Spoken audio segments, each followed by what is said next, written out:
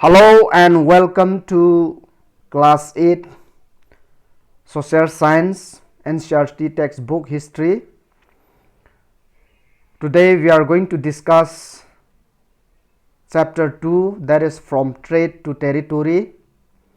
So in our previous part we have already discussed about the East India Company came to East, and we also discussed about the East India Company began trade in Bengal, and then we also discussed about how trade led to Battle and the Battle of Plassey as well. And today we will continue our discussion, that is on company officer become nabob. Nabob means it is similar to Nawab. It means Nawab. So we have seen that after the Battle of Plassey, the actual Nawab of Bengal were forced to give lands and vast sum of money as a personal gift to company officers. Robert Clive himself amassed a fortune in India. He had come to Madras, now Chennai, from England in 1743 at the age of 18. When in 1767 he left India, his Indian fortune was worth more than 40,000 pound dollar. Interestingly, when he was appointed governor of Bengal in 1764, he was asked to remove corruption in the company administration, but he was himself cross-examined in 1772 by the British Parliament, which was suspicious of his was well. Although he was acquitted, he committed a suicide in 1774. However, not all the company officers succeeded in making money like Clive. Many died in early death in India due to disease and war, and it would not be right to regard all of them as corrupt and dishonest. Many of them came from humble backgrounds, and their uppermost desire was to earn enough in India, return to Britain and lead a comfortable life. Those who managed to return with a well-lit, flashy life and flaunted their riches, they will call nabob. That is an anglicized version of the Indian word nawab. They will often seen as an upstart and social climber in the British society and were ridiculed or make fun of in play and cartoon. So if we analyze the process of annexation of Indian state by the East India Company from 1757 to 1857, certain key aspects emerge. The company rarely launched a direct military attack on unknown territory. Instead, it used a variety of political, economic and diplomatic methods to extend its influence before annexing an Indian kingdom. So let us see, in the next slide we see the Battle of Buxar. After the Battle of Buxar, the company appointed resident in Indian state. So first of all, let us try to understand what is the Battle of Buxar. The Battle of Buxar was fought on 22 October 1964 between the forces under the command of the British East India Company led by Hector Munro and the combined armies of Mir Qasim. The Nawab of Bengal till 1763, Mir Jafar was made the Nawab of Bengal for a second time in 1763 by the company just after the battle won by the British East India Company.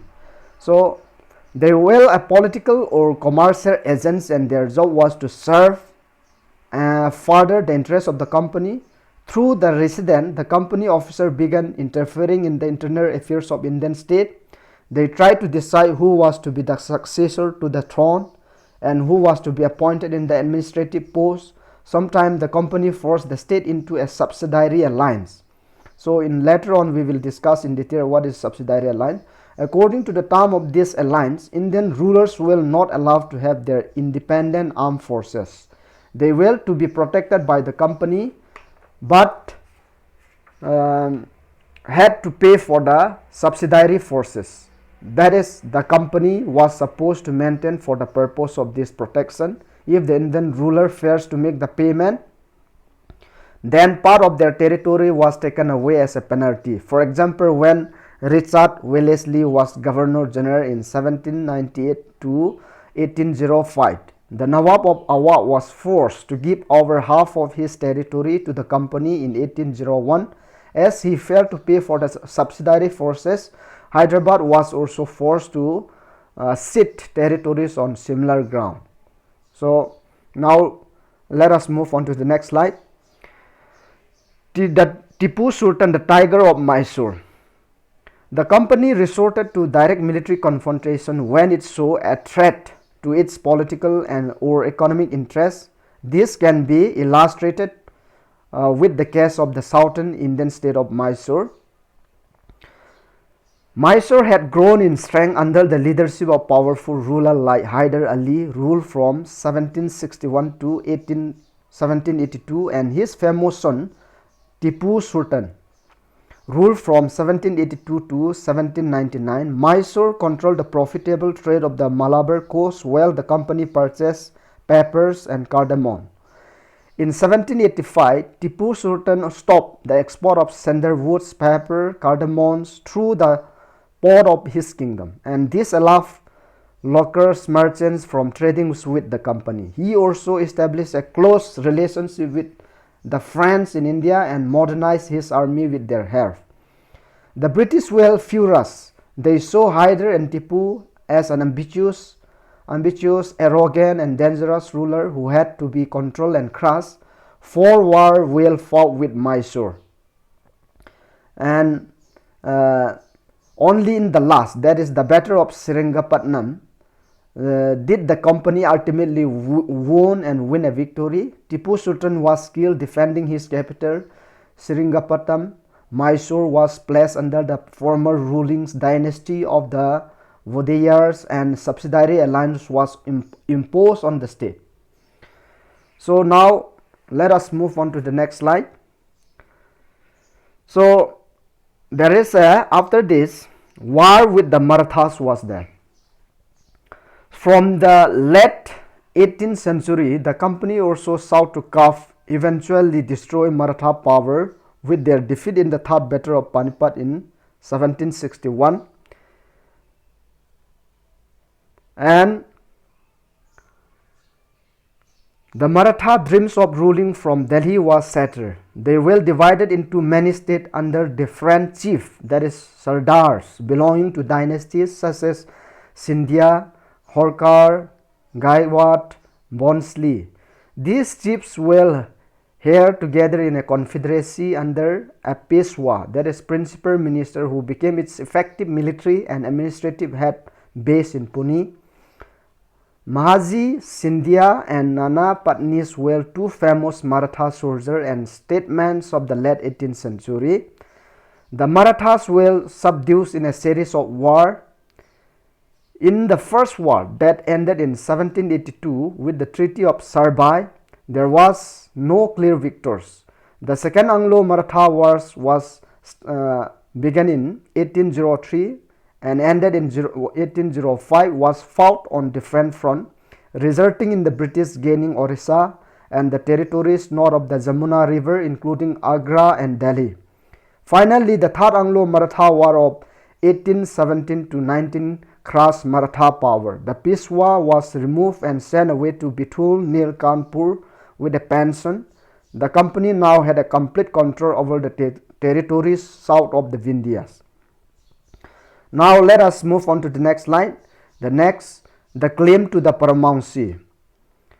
It is clear from the our discussion in the previous that from the early 19th centuries, the company pursued an aggressive policy of territorial expansion under Lord Hastings, that is Governor General from 1813 to 1823, and he is also known as the first Governor General of India. A new policy of paramountcy was initiated by Lord Hastings. Now the company claimed that its authority was paramount, that means supreme, hence its power was greater than that of Indian state.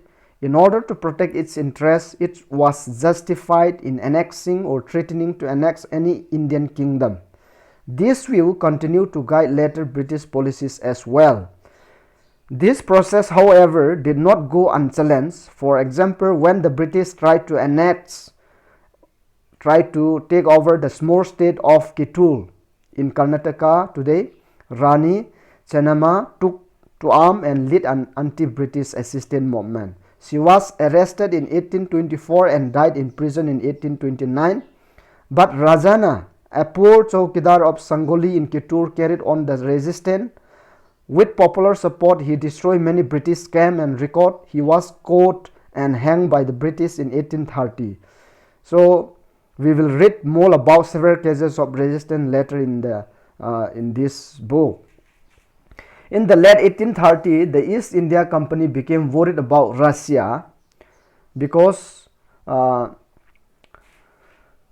it imagines that Russia might expand across Asia and enter India from the northwest. Driven by this fear, the British now wanted to secure their control over the northwest. They fought a prolonged war with Afghanistan between 1838 and 1842 and established indirect company rule there. Sindh was taken over in 1843. Next in line was Punjab, but the presence of Maharaja Ranjit Singh held back the company. After his death in 1839, two prolonged wars were fought with the Sikh kingdom. Ultimately, in 1849, Punjab was also taken over or annexed. Then the Doctrine of Lapses. The Doctrine of Lapses was an annexation policy purportedly devised by Lord Dalhousie, who was the Governor General for East India Company in India between 1848 and 1856. So, according to the doctrines, any princely state or territory under the direct influence or paramountcy of the British East India Company, the dominant imperial power in the subcontinent, as a vassal state under the British subsidiary system, would automatically be taken over if the ruler was either manifestly incompetent or died without a direct heirs.